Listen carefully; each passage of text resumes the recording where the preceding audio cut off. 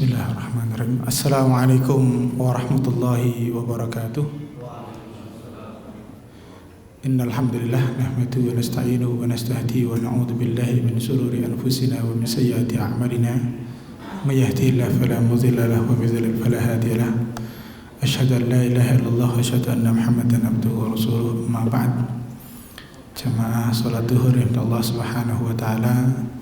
Syukur kepada Allah, di siang hari ini kita diberikan kelimpahan nikmat melaksanakan ibadah zuhur berjamaah yang tentu dengan niatan baik kita menambah iman, menambah ketakwaan kita, dan kita lanjutkan dengan taklim yang insya Allah semoga bermanfaat buat kita. Terlepas salat dan salam terbaik saya sampaikan kepada Nabi besar Muhammad sallallahu alaihi wasallam. Kepada beliau kita meniti jalan hidup tentu dengan berbagai hal hiruk pikuk kehidupan kita, termasuk persoalan yang akan kita bahas yang hari ini. Jadi kebetulan beberapa waktu yang lalu dihubungi untuk mengisi di hari Rabu ini, dan temanya masih sama dengan beberapa yang lalu, yakni terkait dengan KHGT, kalender Hijriah Global Tunggal. Maka kemudian kami berpikir kalender Hijriah Global Tunggal ini banyak bisa dilihat dari berbagai perspektif. Perspektif saintifiknya tentu, tapi perspektif fikihnya juga perlu, hadisnya juga perlu, bahkan juga yang jarang nanti terkait dengan kebermanfaatannya bagi kehidupan manusia.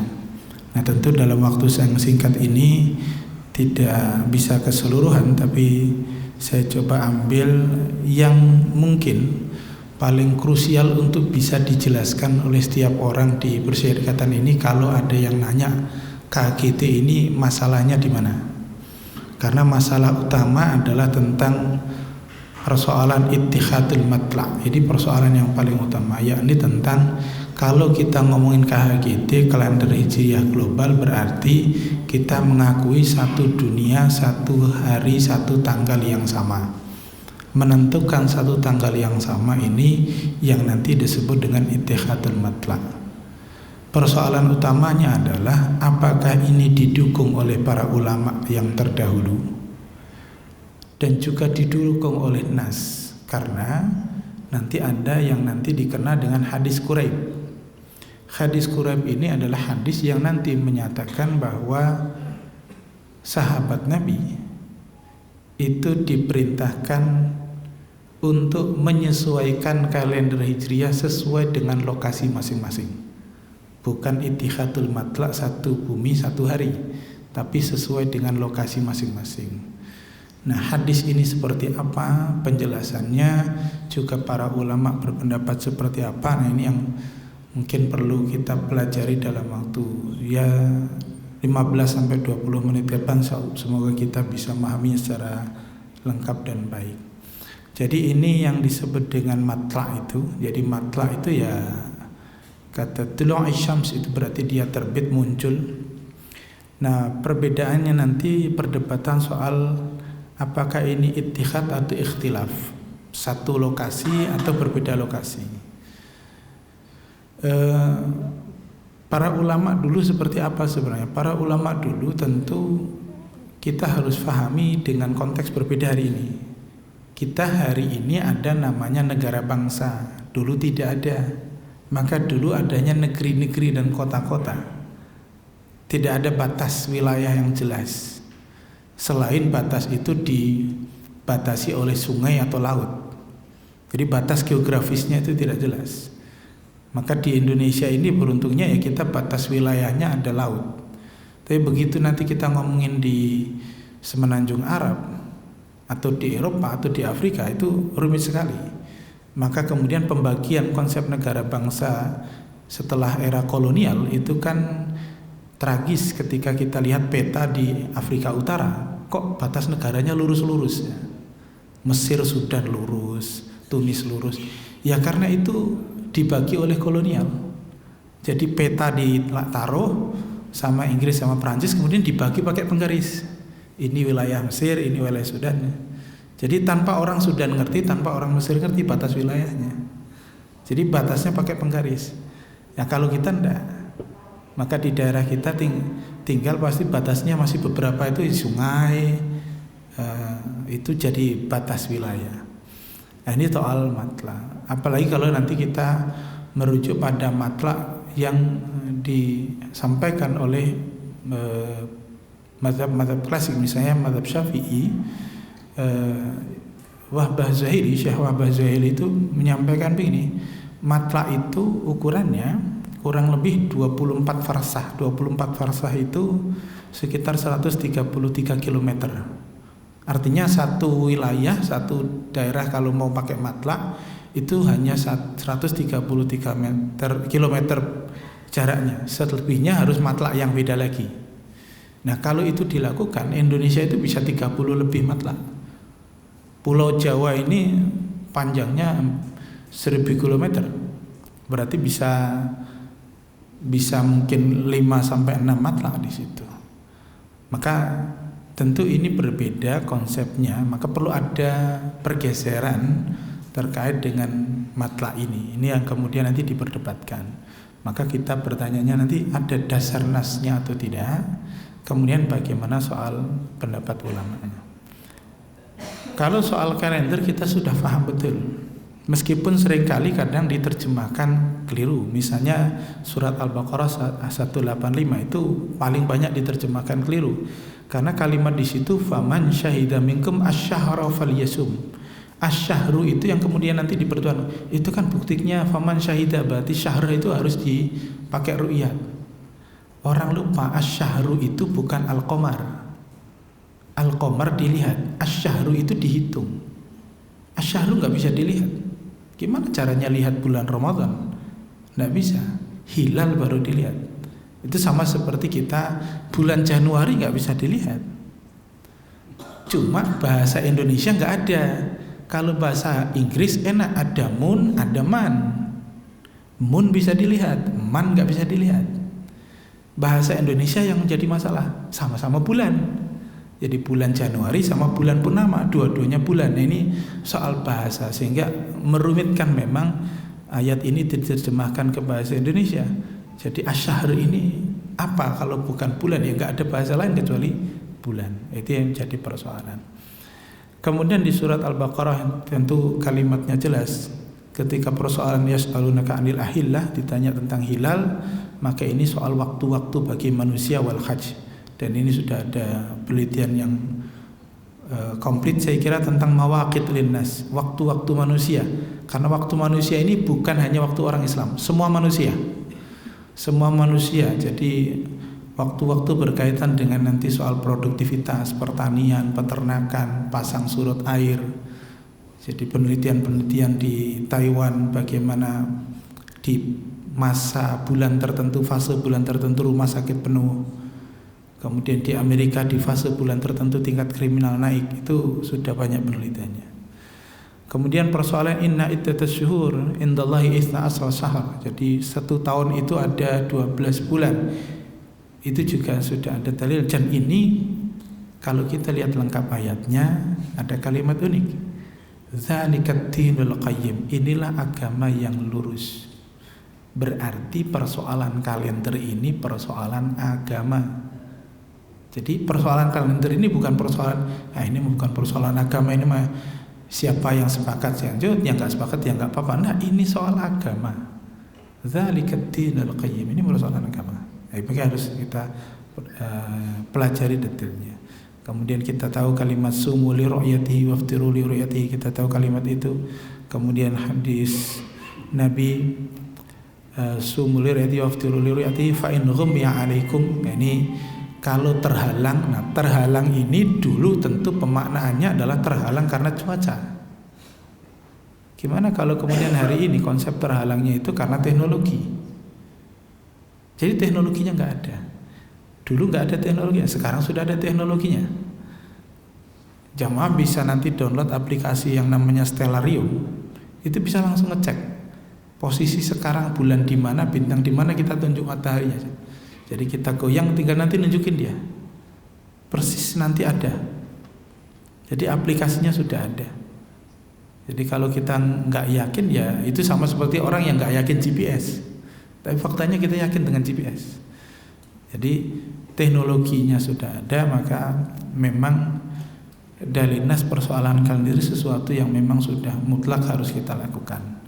Nah, bagaimana soal persatuan itu sendiri? Karena kita ngomongin ittihad, tentu sudah sangat familiar kita dengan ayat-ayat ini. Kalimat ummatukum ummatan wahidah, kemudian wa ma arsalnaka illa rahmatan lil alamin. Itu tentu kita sangat familiar kalimat ini. Kemudian hadis yang juga nanti hadis jadi pamungkas persoalan hak asasi manusia. Jadi inna rabbakum wahid wa inna abakum wahid. Tuhanmu itu satu, nenek moyangmu itu satu. Jadi Islam itu sebenarnya, kalau ditanya apakah Islam menghendaki konsep tentang negara bangsa, kalau Islam, kalau kita lihat di dalam surat Al-Hujurat itu kalimatnya bukan watan, tapi su'uban wa qabail, qabilah. Jadi qabilah, su'ub dan qabilah. Maka sebenarnya batasan itu bukan batasan wilayah. Kenapa? Karena batasan wilayah ini justru kita tahu tidak ada keutamaan. Kata Nabi, la fadla li arabi wa la ajami, tidak ada bedanya orang Arab sama non Arab. Maka keliru kalau ada orang Arab yang nggak mau nikah sama orang non Arab gitu ya. Karena justru perkembangan Islam di Indonesia itu salah satunya adalah dengan pernikahan orang Arab dengan pribumi. Kan itu yang kita pelajari di sejarah. Bagaimana para wali itu kemudian menikahi dengan putri-putri raja itu. Sehingga menikah dengan Arab dan non-Arab itu bukan sesuatu yang keliru. Nah, siapa yang memandang keliru tentu jadi masalah di sini. Nah, ini tentang persatuan. Nah, bagaimana hadisnya? Hadis ini bukan hadisnya. Bagaimana pendapat ulama? Pendapat ulama kita coba lihat beberapa pendapat ulama. Misalnya tentang madhab Hanafi di dalam kitab Fathul Qadir karya Ibnu Hammam. Jadi beliau sampaikan idza thabata fi misr luzum sa'irin nas. Kalau sudah kelihatan dia hilal itu di Mesir, ya semua orang harus ikut. Fayulzam ahlul masyriq bi ru'yati ahlul maghrib. Jadi orang yang tinggal di timur ya ikut orang yang di barat. Jadi ikut saja fi dhahiril madhab. Nah, itulah sebenarnya yang dikehendaki oleh madhab Hanafi. Itu maksudnya begitu. Wazad Ibnu Abidin, jadi Ibnu Abidin juga menambahkan dalam Hasyiah Raddul Mukhtar, wa huwa mu'tamad indana. Inilah yang disepakati oleh madhab Hanafi. Jadi yang timur ngikut yang barat. Bagaimana madhab Hambali? Di dalam kitab Al-Insaf, idza ra'al hilal ahlul bilad, kalau ada orang yang melihat hilal di satu daerah, luzum naskuluhum shaum, maka semua orang wajib mengikutinya untuk puasa. La khilafan fi luzum an man ra'a. Jadi wa ma man lam yara. Tidak ada bedanya antara orang yang melihat maupun yang tidak bisa melihat. Karena faktanya, misalnya fakta yang paling sederhana, se-Indonesia ini apakah semua orang lihat hilal? Tidak, kebanyakan cuma ikut. Jadi kita itu ikut ahli ilmu saja. Ikutnya. Tidak semua orang harus ru'yah. Ini tidak juga.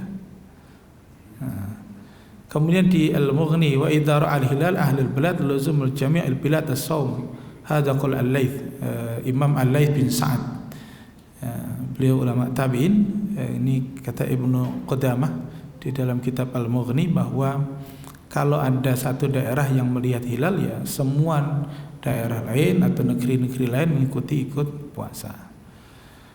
Termasuk pendapat sebagian Ba'dul Maliki wa Ba'dul Syafi'i. Jadi sebagian Maliki dan Syafi'i. Memang nanti di kita madhabnya mayoritas Syafi'i.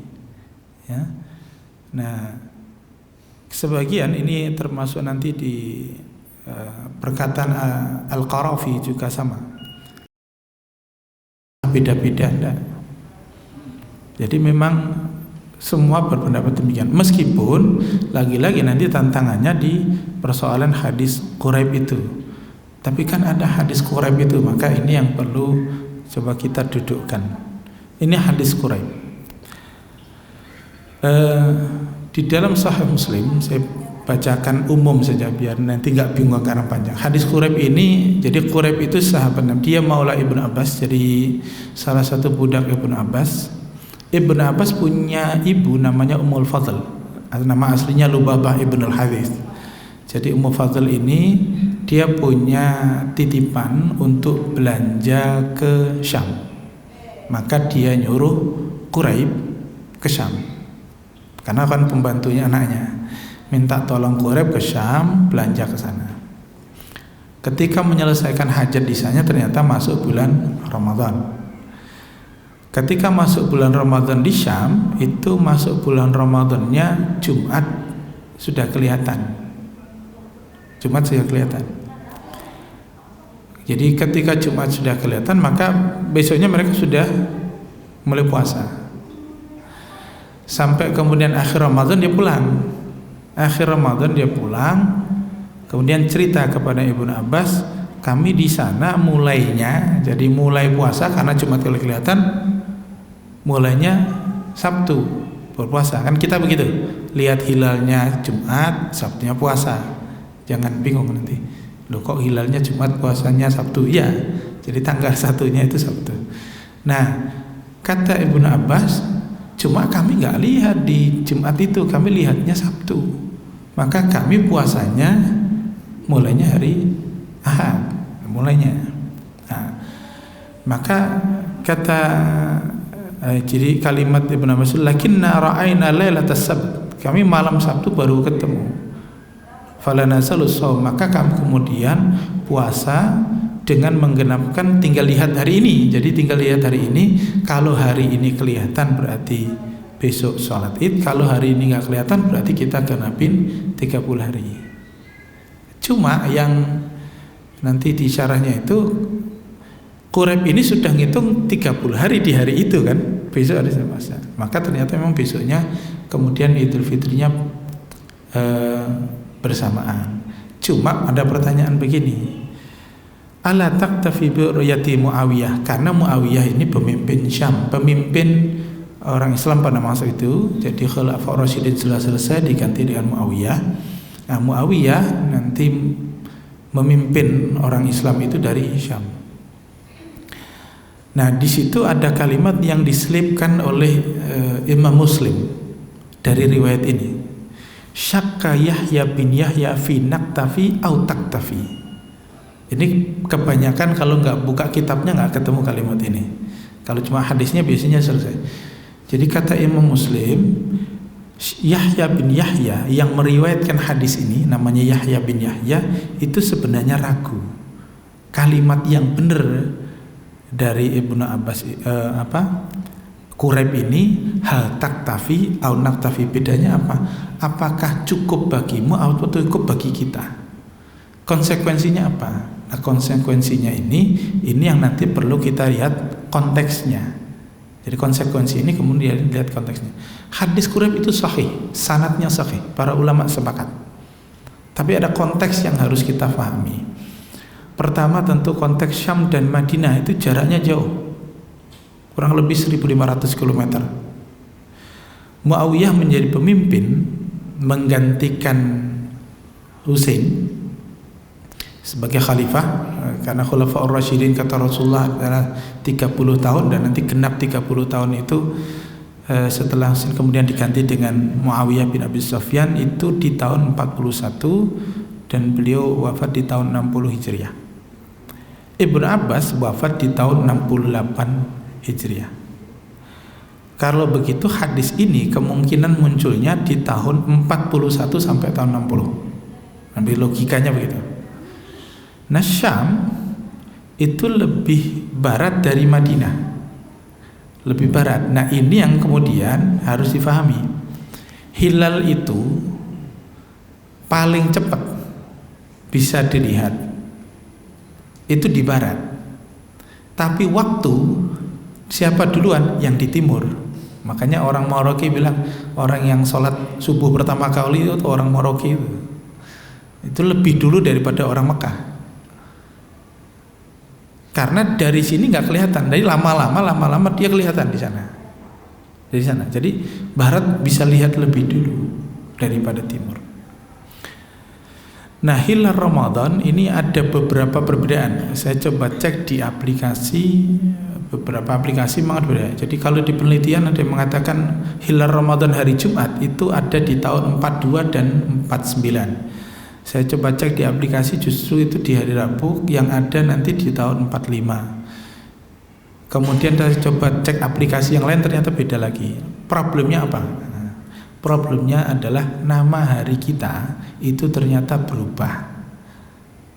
Jamaah Allah, kita harus tahu kalender yang menyebutkan hari itu kan kita hanya ngikutin kalender Masehi masalahnya.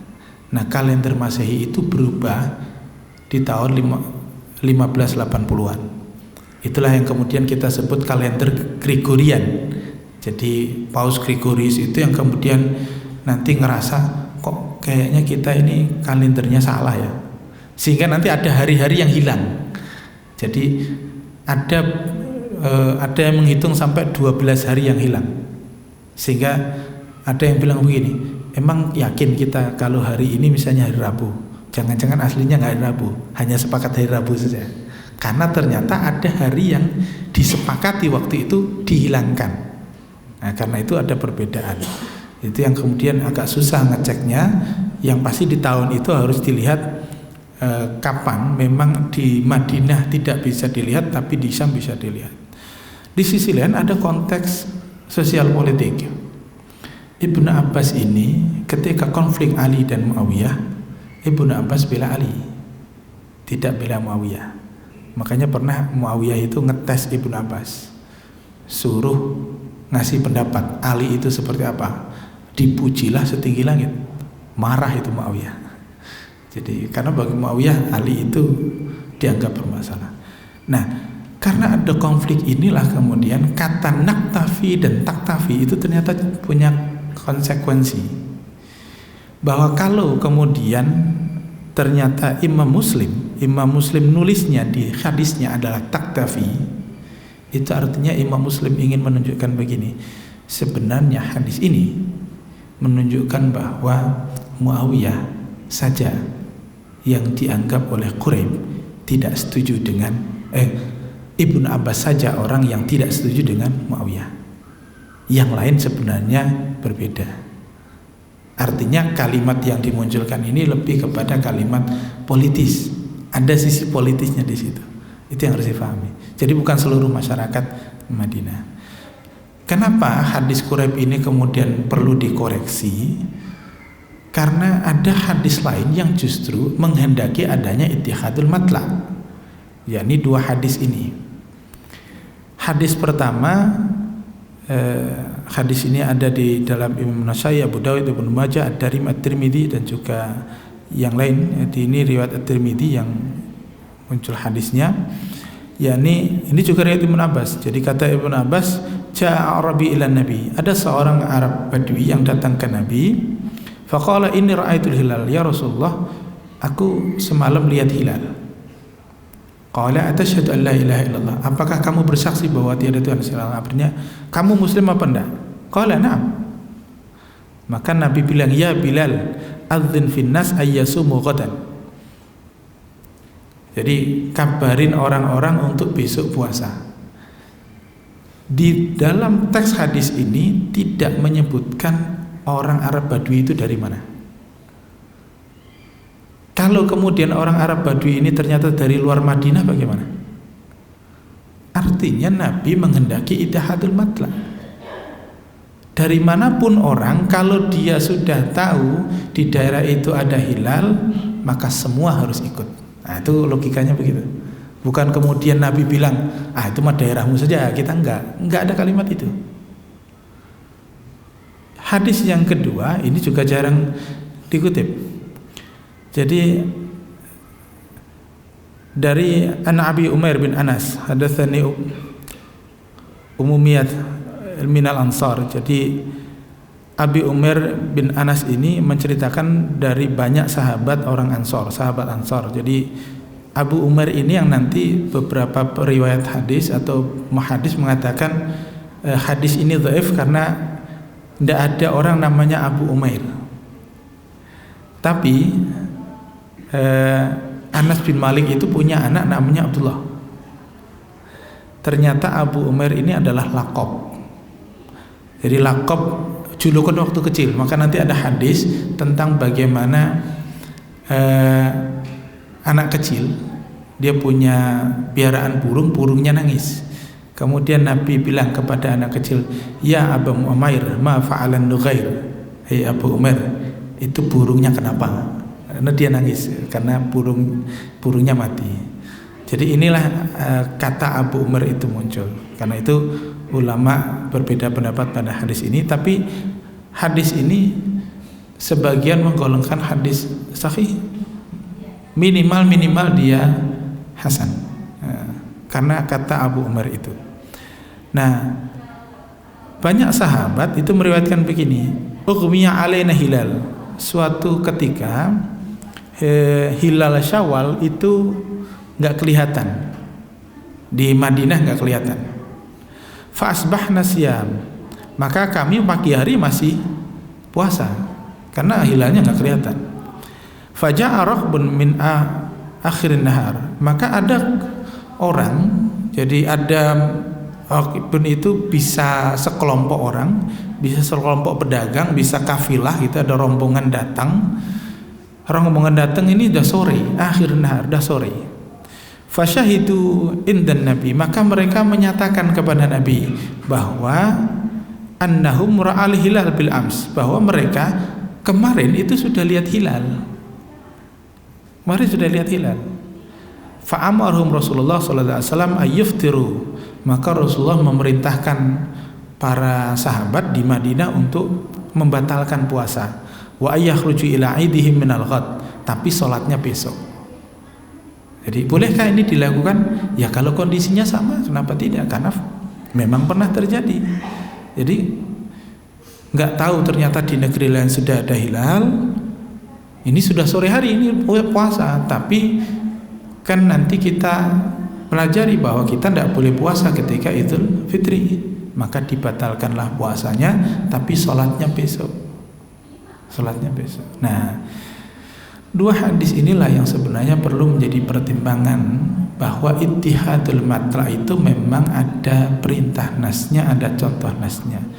Rombongan yang datang ke Madinah ini tidak mungkin rombongan dekat, kan nggak mungkin satu kota terus rombongan, nggak. Kabar itu pasti pagi sudah ada, tapi mereka sore hari baru datang, itu berarti dari tempat yang jauh. Tempat yang jauh. Nah, tempat yang jauh ini yang kemudian memberikan pedoman kepada kita bahwa ittihadul matla, menyatukan matla, tempat terbitnya hilal, satu bumi, satu hari, satu tanggal, adalah sesuatu yang memang argumentatif. Dia punya argumen yang kuat baik di sisi logis, kemudian sisi saintifik, juga tentu argumentasi dari sisi nas. Karena nas memang memerintahkan persatuan, dan apa yang dilakukan oleh Nabi sendiri melakukan yang namanya konsep ittihadul matla, tidak sekedar yang penting bisa dilihat di Madinah atau tidak, asal tempat lain pun bisa melihat, Madinah pun ikut. Ini yang bisa kami sampaikan. Mohon maaf jika ada salah dan kurang. Billahi taufiq wal hidayah. Wassalamualaikum warahmatullahi wabarakatuh.